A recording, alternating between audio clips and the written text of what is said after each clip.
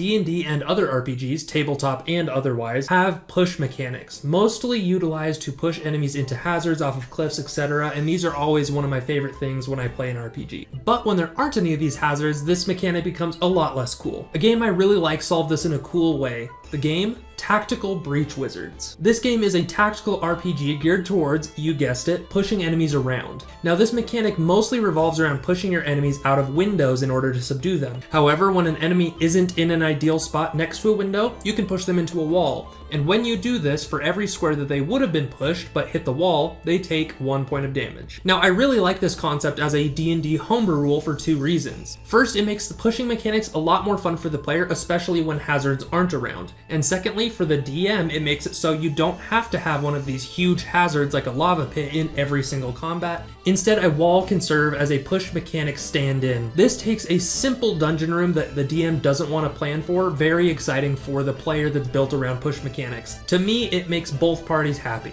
Now to implement this homebrew rule into my game, I would say whenever somebody is pushed into a wall or other surface like that they can't go through, they take 1d6 of damage for every 10 feet that they would move if the wall wasn't there. So similar to fall damage, 1d6 for every 10 feet. I think that this homebrew rule is really neat, but would you push for it in your games? Well, it's a good thing that